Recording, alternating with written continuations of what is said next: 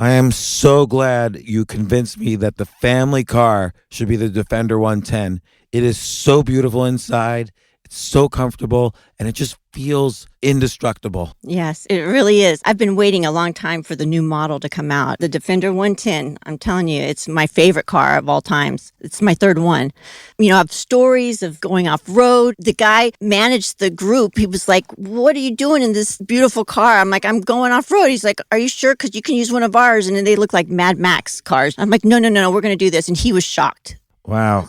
Well, it's great because the Defender has been reimagined for 21st century adventure, and its unparalleled off-road ability, as well as its robust interior, are invaluable whether you're headed towards uncharted territory or just a weekend of exploration. The Defender 110 tackles challenging surroundings with absolute confidence. The SUV conveys strength outside and in, featuring peerless technology like an intuitive driver display and an award-winning infotainment system. That's my favorite part, to keep you connected no matter where the journey takes you.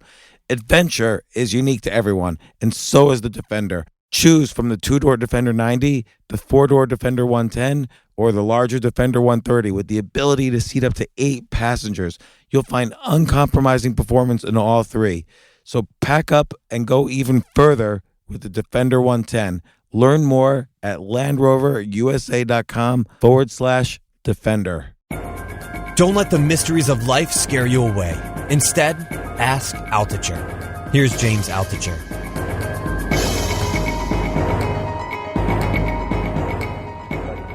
So, Casey Neistat, I'm really glad you're on the show. You're a huge YouTuber. You get like 13 million views per YouTube video, 500,000 subscribers, but you've also made movies. You've had an HBO series. You're incredibly creative.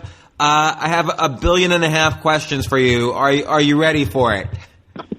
Yeah, I hope we can get to all 1.5 billion in the next 60 minutes, but I'm ready. Okay, we might not get to 1.5 billion, but we're going to get to at least like 5. I'll settle for 5. But first I kind of want to ask you, you know, you do something, and this has nothing to do with YouTubing, but you do something that I want you did something that I want my 15-year-old daughter to do, which is you dropped out of high school at the age of 15. And why'd you do that? Well, I should give some context or preface this by saying I recommend to exactly 0 15-year-olds to drop out of high school. Stay in Why? School, Why? High school's boring. Well, I mean, look, I think it's unique for each person, and I would never say that my path has been anything even close to typical, but you know, in life there's like a million different trajectories, and you never know where they might lead you. But I'm a staunch believer in education. My son is 16 years old. He's a junior in high school, and he gets very high marks. And if he doesn't, we stop everything and do what we can to correct it. And he'll be going to college. So I'm a big proponent of education. My situation was unique, and I was in a really difficult spot, and I didn't see any other options but leaving school so I could get a job and support my then burgeoning family at age 16. Wow. So when you say you were in a difficult spot, can you describe what that means? My son was born when pregnant with my son when I was 16 years old. So, you know, I didn't really have family to turn to take care of me. I didn't have anyone else. You know, I was on my own, so it was up to me to figure out how to support my newborn baby, and the only way to do that was to work, not to stay in school. So I didn't have a lot of choice, a lot of options. So obviously you were scared, but don't you think that fear became almost like what catapulted you into the creative successes you had later? And I'm not trying to kind of force you into kind of my own plot line here, but do you think it was a catalyst? Yeah, I mean, look, well, first of all, I wasn't scared. I think that's a mischaracterization. Fear never played any part of it. I think it was purely based on necessity and practicality. Never make decisions out of fear, and I don't think I ever have. But I don't think that anyone who's found any level of success in their life, I don't think they could ever point to any one thing that yielded to that success. And certainly, I'm no different. It's I've had a lot of ups and downs in my career. I'm still a young guy. I feel like my career is still just starting at age 33. And certainly, looking back at the decisions I made, whether they're decisions I had to make or decisions I choose to make, I wouldn't change the path that I took. But again, I wouldn't say that it's literally a path I would recommend. I think that always choosing, following your passion, and then always choosing whatever instinct says to do at that given time in life is the very best you can do. And that's what I did. And let me ask you, career, I sort of feel nowadays is kind of an umbrella term. It's not like you go to an office and sit in a cubicle and do your job. You kind of do things from making YouTube videos to running essentially a new type of ad agency to making movies. Clearly you've taken your creative talents and applied it in several different directions. What would you say? What would you say you're most focused on? I mean, is it the YouTube videos? We've done about 100 of them. Is it the ad agency? Is it kind of figuring out whether you're going to go towards, full-blown movie making? What do you like to do right now? Well, I mean, I think in life you can get a job like you're describing, working in an office, or you can invent a job, or you can create a job. And I think that I fall into the latter category, where my aspirations and my goals of how I spend the majority of my time and how I make a living, they certainly don't now practically fall into any boxes or any sort of predetermined categories. So I very much consider what I do a job, and I take my career and my job very seriously. But it is. It's atypical. But that said, what is my main focus? I just started another company. I recently started a technology company that's my primary focus now.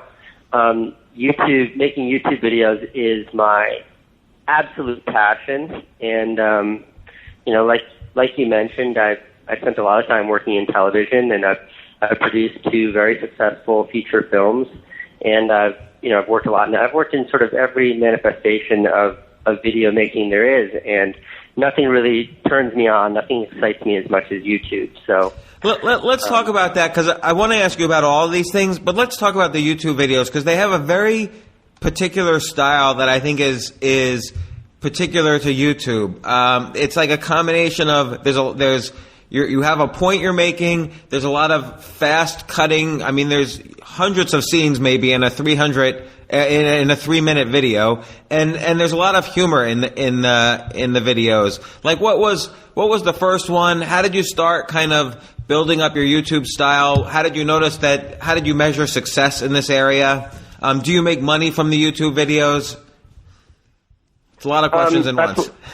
Yeah, it's a lot of questions. Let me start by giving my YouTube career a little bit of context, and that's that I succeeded first in the mainstream media world, so feature films and television, and I had my own show on HBO that I wrote and directed and starred in, and I chose to leave mainstream media for YouTube.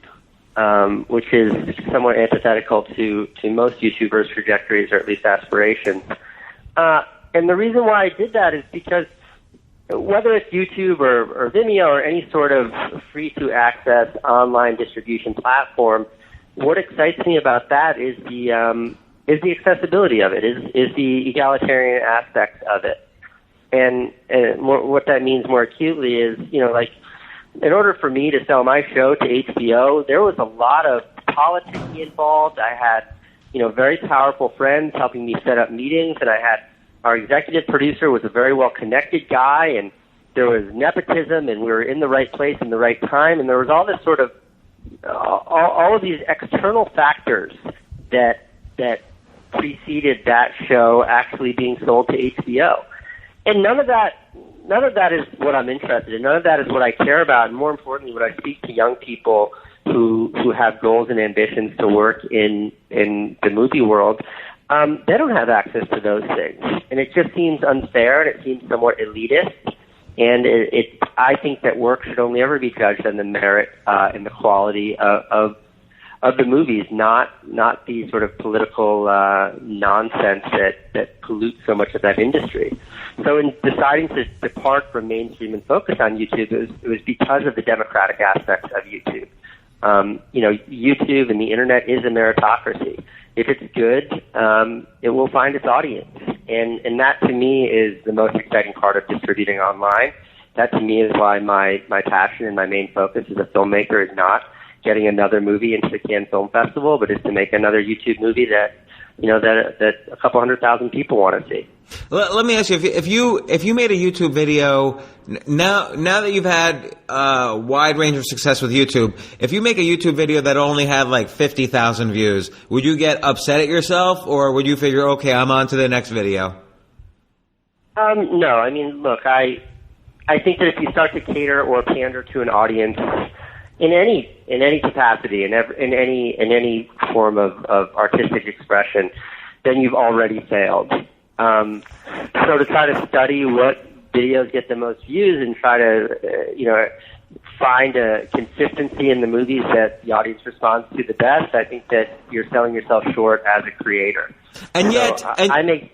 I'm sorry to interrupt, but yet I do look at all of your videos and I study them and I try to figure out what works, because let's say I want to make YouTube videos, I'm going to try to learn from the guy who has 13 million views on videos.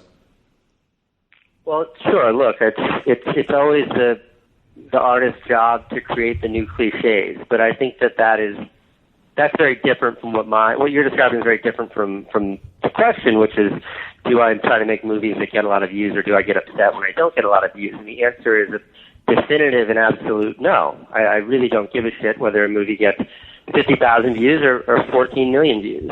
My most watched movie on my channel, I would say, is nowhere near what I consider to be my best movie on my channel. I don't even think it's in the top 20 best movies on my channel. And why it succeeded is based on a series of metrics that I don't think really speak to its quality as a movie, but I think people think it's fun and people think it's silly and they laugh and they smile at it and it makes their day better. So it has 14.5 million views. But, I have a movie on my channel that took me 2 years to make, and it's 23 minutes long, and it's got a couple 100,000 views. And to me, that's a movie I'd rather be judged by. And the fact that it has, 10% of the viewership of, or less than that, of my most watched movie doesn't really matter to me. So I think it's the quality of the work that lasts, quality endures. The average movie, my guess is it's one shot or two shots, and then they upload it to YouTube and expect views. How much work, like you just said you took a year to make a YouTube video, how many hours of footage do you say would you shoot on average for, like, let's say a 5-minute YouTube video? I mean, there's very little consistency in the productions. A movie like Bike Lanes, I made that in a day. Like my snowboarding in New York City movie, I made that in 2 days. But okay, let's talk about Bike Lane for a second, because that was you got ticketed for riding outside the bike lane, and your whole thing was that it's quite safe. In fact, it's even more safe in many cases to ride outside the bike lane, and you want your $50 fine back. And so you kept driving into obstructions, and I have to admit, I'm like a 2-year-old. Every time you hit like a garbage can or a police car and fell over, I laughed. Like there was just basic humor in it. Yeah, and look, I wasn't arguing that it's safer to not be in the bike lanes. I was just trying to illustrate a point that always being in the bike lanes is a completely impractical rule to enforce. And honestly, it's the conclusion of the video is that it's not actually a law, and you're not required by any laws to be inside of the bike lane. So the whole thing was just a little bit preposterous. But yeah, look, I don't think there's anything interesting about the argument that police shouldn't be ticketing cyclists for riding in the street. I think that's a pretty uninteresting story. I think seeing somebody get a $50 ticket for or summons for riding outside of the bike lanes is a pretty uninteresting story. So in trying to make that interesting, physical humor. I mean, everybody loves to laugh, and I think if I just uploaded a 2-minute documentary about me getting a ticket, I don't think anybody would have cared. But if you can coat that medicine with a little bit of sugar and make it fun and make it a great time to watch and make it something that makes people laugh, then people will engage.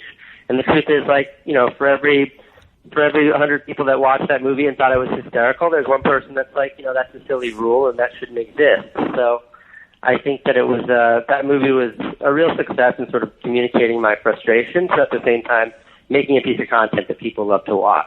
What was the first YouTube video that you realized, hey, this is going to be a great medium for me to do videos in? Like, what kind of, like, was the first catalyst for that? I mean, I don't know. You know, like I said, it was more the aspect of, you know, the democratic aspect of distributing online that got me excited, and not any one piece of content.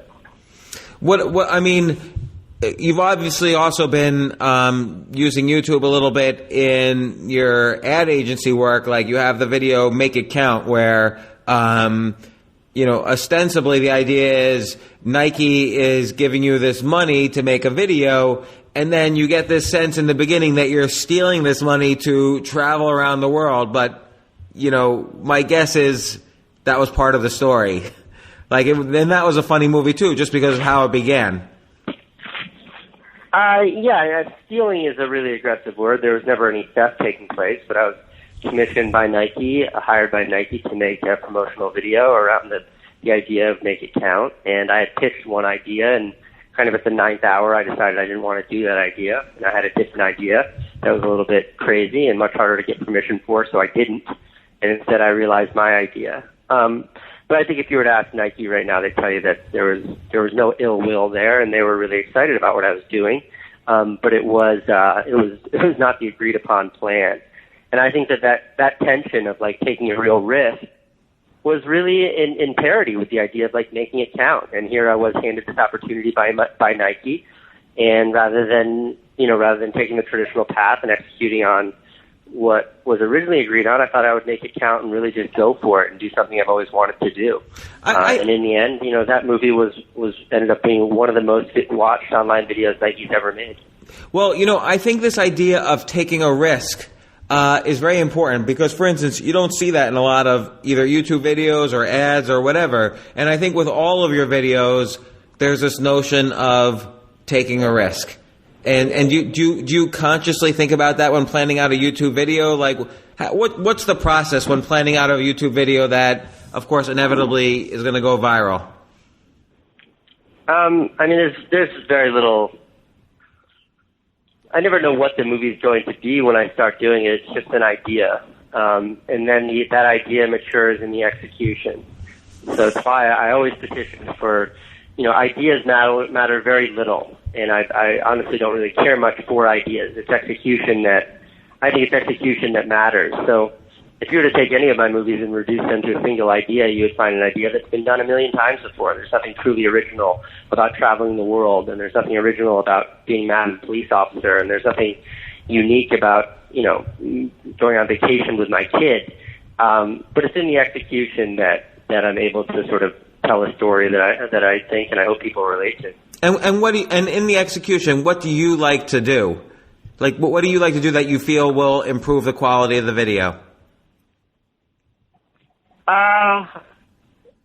You know, something I always strive for is to capture a level of honesty. And I think that's really challenging. I think that's something that is very hard to do when you're starting out in a career. How do you capture what is actually going on? How do you capture what you're actually experiencing? And I mean that in a literal way, but I also mean that in a visceral way. How do you capture the emotion of a moment? How do you capture the emotion of an experience and capture it in a way that's easily communicated? And that's something that I struggle with all the time. You know, I have friends that are daily vloggers, and I try to imagine daily vlogging, and I can't, because I feel like the camera would dictate my lifestyle and not the other way around, and they would become inherently dishonest. So, yeah, I mean, look, one of my principles in all filmmaking is to be as honest as I possibly can, and that's something that I'm pretty conscious of. But I think that honesty implies a risk. So, for instance, like in your video of Surprise in South Africa, you're going to visit your girlfriend who's in South Africa, you're in the U.S., and it's a surprise. And along the way, we document you along the way, but when you land in South Africa, you really don't know where you're going. And it's kind of funny. You say to the cab driver, okay, this is definitely it. Then you say, no, this is not it. And you're getting closer and closer, and then you have no idea really how she's going to react. So there's this huge risk component that adds to the tension of the video. And like I said, there's a lot of 1 or 2 second segments in this video. I mean, there's hours of footage I'm sure you took, or it wasn't the easiest video to make, but the risk is throughout. And I think that risk is the honesty. Yeah, but look, the risk that's portrayed in my movies is not done for the movies. I would say that, risk is something I've never been averse to in any aspect of my life and anything that I do, from business to personal to making movies or telling stories or running marathons. I'm not a risk-averse person. I embrace risk, and I'm someone who deeply believes that life shrinks and expands in direct proportion to your willingness to assume risk. So I've never shied away from risk in anything I do, and I think the most dangerous lifestyle anyone can live is a lifestyle where you play it safe, and that tends to transcend everything I do, from making movies to relationships and friendships and family and everything in between. And to be honest, I think that's what comes through in these videos and why people like them. I think not that everybody lives a life free of risk, but, as the word implies, people are afraid of that risk to some extent. And here you are embracing it in these videos, and then the video goes viral. I mean, I'm sure you don't have like a standard technique for, okay, I'm going to do this, this, and this, and now the video is going to go viral. But that's the thing I see most in common in these videos, as opposed to other videos out there. Yeah, look, I think that's just something that people are able to relate to. I think it's highly relatable. I think that, me going and chasing after a girl on the other side of the planet is just a level of passion that people can understand. And maybe people don't have the means or the resources or access or wherewithal to jump on a plane and say, the hell with it, and fly 30 hours to go chase after a girl. But certainly the motive is something that's highly relatable. And that's where it comes back to the honesty. If that motive isn't honest and isn't true, then I think people might be more inclined to reject it instead of embrace it, like you're describing. And then what makes you decide on a particular adventure in your life? Like, let's say this one, okay, this is the one I'm going to make a video about. Because you don't make videos on your life every day. It's like, has to be a particular level of message or intensity.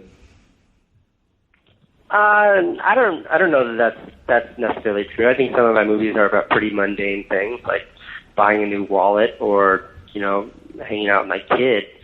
But I don't know. The decision point is just whether or not I make the movie or finish the movie. For every experience or story or adventure that I share in one of my movies, there's 10 behind it that there's no public documentation of. So it's a purely a matter of resources. I have a notebook that sits on my desk, James, that has 160 pages full in it, and each one of those pages is an idea, and those are all ideas that I've captured in one way or another, but have yet to turn into anything. So it's just a matter of resources. If I had no other responsibilities in the world at all the time, all the free time I could ever want, I'd probably be cranking out 4 movies a week about things that I care about or ideas that I want to share. But I lack that. So instead, it's I pick and choose, and whatever I have the wherewithal to actually get through or realize is what I end up sharing. And okay, so what's the tech company that you're involved in, or that you're starting? It was just it's a project that it's an idea that I sort of incubated and focused on and started to become more serious about at the beginning of last year, and now it's become a much larger focus in my life. But it's not so far off from what I'm currently focused on. It's just about new ways to share video, and hopefully helping other people share video in an easier way, because right now it's still pretty complicated. What's complicated right now about sharing video? There's a lot of steps to it. I have a friend of mine who, when her SD card, her video camera fills up, she buys a new SD card. And I don't think there's anything unique about that, but I think what it does highlight is there's a lot involved. I would say for every minute of footage that I edit, it takes me 20 hours of work to realize that 1 minute. And I think for every video that I upload on YouTube, there's a few 100 million of videos that other people are uploading that nobody's seeing. I just think that making movies is still really hard, and there's an opportunity for technology to make it easier. And we're already seeing that happen. I think like GoPro has done a really great job of making it easy for young people or new people to capture things that they otherwise would never be able to capture. And I think things like iMovie. iMovie was my catalyst for getting into filmmaking in like 99 or 2000, whenever iMovie 1 came out. That was when I was like, wow, I can make a movie now. And that trend in technology is something that's really exciting for me. So I think the more tools that people have to share their ideas and perspectives, ultimately the more empathetic the world can become. So let's say I'm sitting in a cubicle somewhere and I'm listening to this interview and I'm thinking to myself, boy, I'd really like to start making YouTube videos and having fun with it, and maybe even eventually making a living out of it. What kind of guidance would you give? I'd say stop listening to this podcast and get back to work, because if you want to make YouTube videos, you need to have a job to be able to pay for your cameras and pay for your equipment and pay for your free time to actually make them. As far as doing it for a living, I think it's a terrible idea, and I would advise everyone against it. I think that you should always make a living so you can make movies. Don't make movies so you can make a living. Okay, so let's take it a different approach. I want to make the most creative movies possible, and I have no idea how. What guidance would you give then? You buy a camera, use your cell phone, whatever means you have to capture and make something, and it will be terrible. And when it's done, start again and make something, and it'll be maybe a little bit less terrible. And keep doing that until you find your voice. And I don't mean that to sound pandering or dismissive, but the first 3 years of me making videos, and when I was young and started making movies, I was making 5 a week. They're all unwatchable. They're terrible. They're horrible. But it takes that kind of investment before you're able to find your voice. And I think that if you look at most painters and you look at most musicians and you look at most people that have chosen a path of creativity in their careers, their initial, tenure of creating, it wasn't creating the amazing work that you or I might know them for. But that's something they had to work towards and discover, and making movies is no different. And did you, during those 3 years, and that's like 5 a week, 750 videos or whatever, did you find yourself getting disappointed at any point? Like, were you thinking, ugh, I can't do this anymore? No, I was just excited to be doing it. It was just something that made me happy. I was working 50 hours a week, in the kitchen of a seafood restaurant. Then I was, the dishwasher in a restaurant, and I worked 50 hours a week. And in my free time, when the baby was asleep, I would be editing videos, and when the baby was awake, he would be the star of my little movies, and that was my life. And then, at what point did you realize, whoa, I just did something that everybody liked? What was the first big video? I mean, that was 5 years later. That was after, moving to New York City. That was after quitting my job in a restaurant. That was a process. There was never a switch. There was never an overnight moment of realization or success. It was all a very slow, very challenging crawl to finding my voice and ultimately finding a career. But as far as the first video that really popped, made a movie with my brother Dan in 2003 about the original iPod. And that movie was really reached a lot of people, considering it was 3 years prior to YouTube even being out there. It was just posted on a splash page, and it was still seen by several million people. So that was the first time I did something that really had some reach. And it had an effect too. I mean, I think there was even a class action suit around Apple's battery on the iPod that they had to take care of. Yeah, a class action suit I did not participate in, nor was I any part of, but it was certainly initiated because of the movie that we had made. And then what happened after that? Did you get any calls saying, "Hey, can you make a video for me"? No, not at all. Just went back to work and kept making more and more movies. It's like it's the best metaphor I can give is it's like being stranded in the middle of the ocean and paddling, and you paddle for weeks and months, and you don't even see the shore, let alone get closer to it. But you just have to sort of trust blindly that each one of those strokes is going to get you a little bit closer to where you want to be. So when I look back at the early years of my career, that's what it was. And when were the first inbound calls where they said, "Hey," Nike calls and says, "Hey, can you make a video around the idea of Make It Count"? That doesn't happen. Make It Count was, 2012. That was 2 years ago, 3 years ago. That was after working in this industry a decade. But yeah, it was like the first gigs I got paid for were like making terrible wedding videos and birthday videos for $150. It wasn't Nike calling. Nike never called. I was 31 years old before Nike called. But having the humility to like edit someone's acting reel for $50. Those were the kind of calls I got in those years. So really, but that the side effect of that is, of course, really building up your skill set.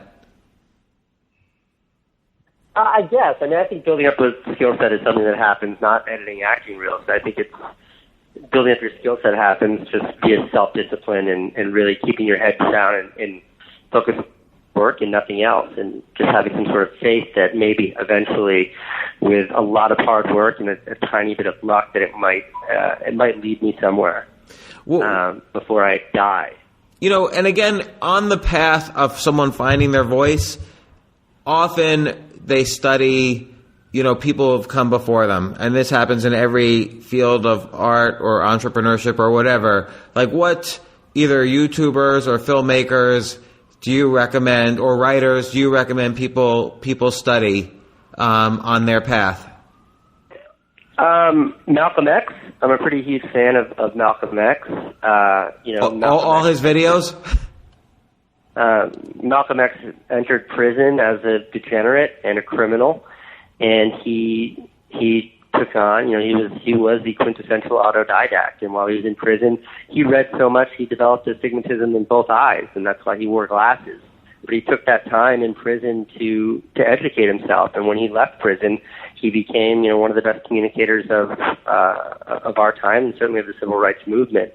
But that's something that I find hugely aspirational, or those kinds of things. I'm a big fan, and when it comes to filmmaking, I'm a big fan of Werner Herzog. And I'm less of a fan of Werner Herzog because of his films, and I'm more of a fan of Werner Herzog because of his message and the ideas that he shares. And, him very famously saying that if you were to start a film school, the application process would be to walk from Paris to Berlin and keep a diary of that journey. And that's what you'd hand in. And if you had a film school, there'd be no cameras, but you would learn things like how to box. Those kinds of ideas are ideas that I love. Where did he say that stuff? I want to refer people to it. To learn about Werner Herzog, I would recommend reading Herzog on Herzog. It's a really fantastic book that sort of encapsulates a lot of what he's done. You don't have to dig deep to find a lot of great stuff about Werner Herzog, but Herzog on Herzog is where I'd start. And the autobiography of Malcolm X, I think, is one of the greatest, most important pieces of nonfiction, certainly in my in my career. And what other YouTubers do you like? What other YouTubers do I like? I don't know. I spend a shockingly small amount of time watching videos on YouTube. Mostly I just watch like cat videos and silly things like that. I'm not a big consumer on YouTube. Well, also I've noticed you've been playing around, obviously, with many other, not just YouTube, but you did a whole video about why Snapchat is kind of the next potentially big video platform. Do you see yourself playing with all of these different platforms and trying to master each one of them? No, absolutely not. I think that would probably be a pretty big waste of time. I just, I've never really used Vine. Vine's not really for me. I don't think I can tell a story on Vine. I think it's an interesting platform, and people are doing great work on there, but it's not for me. Same with Instagram. I think Instagram's an amazing place to share pictures, but for video, I don't think it's great. But I like Snapchat. Snapchat is a way for me to share little ideas and little thoughts in a real-time way to an audience that's interested in those kinds of ideas. I wouldn't call what's being done on Snapchat filmmaking by any means, but I think it's another really effective means of disseminating ideas and perspectives, and ultimately that's what excites me more than anything else. Well, Casey, I really appreciate you spending the time. I think this is one of the few interviews I've had where it's great. Everything you said is great. You've probably disagreed with me on every single thing I've said in this interview, which is fine. That's totally great because I learned a lot. One thing I'm always curious about, what's humor? Because obviously there's humor in every one of your videos. What for you kind of when you're editing a video, because clearly I see your videos are heavily edited. When you're editing a video, what stands out as humor? I think humor is anything that makes you smile.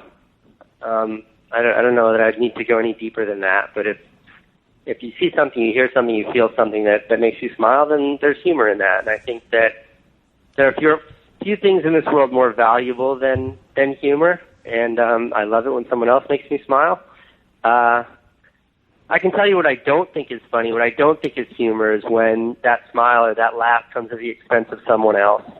And that's why prank videos are among my least favorite genre on YouTube or anything else, is because I don't think laughing or smiling or having fun at someone else's expense is ever okay. And that's why I have nothing but disdain for prank videos. No, and I think a lot of your videos have this element of self-deprecation in them, which is in itself funny. You essentially remove skills from yourself while making the video. So again, the surprise in South Africa, first you know where you're going, then you don't. Like, you remove the skill, and that's funny.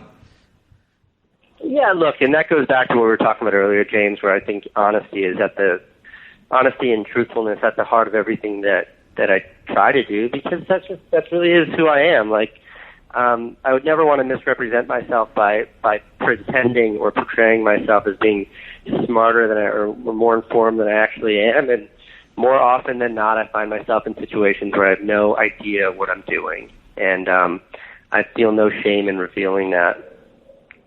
And I think, to be honest, that is the most important message. That's the key to any artistic form. If people really want to go for it, that's the way you stand out. Because most people are afraid to admit those moments, I think. Well, I think most people are afraid of vulnerability, and I think that's a shame, and that's something I'll never really get, because we all have moments of vulnerability. It's something that we can all relate to. So why try to mask that? Why try to present yourself as anything but human? Excellent. Well, Casey, thanks so much. I'm going to keep watching your videos. I recommend everybody go to Casey Neistat, Neistat's YouTube channel, and wherever else. Where else do you want to send people, if anywhere? YouTube's good.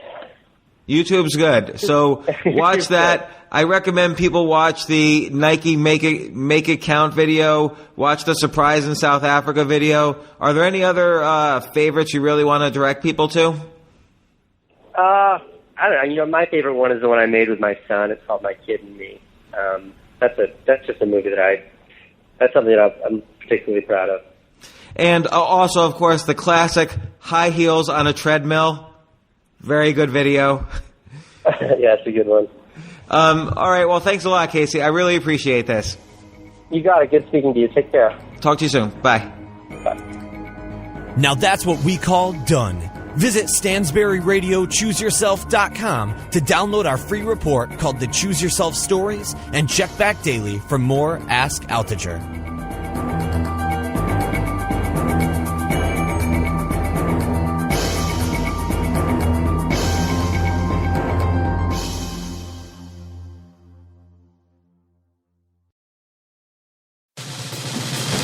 These days, we're all investors, trying to be smart with our money despite our worst impulses. But at iShares, we believe that deep down inside of every investor is a better investor. One that's just waiting to be let out. Explore iShares ETFs and insights and let your best investor out. Visit iShares.com for more information.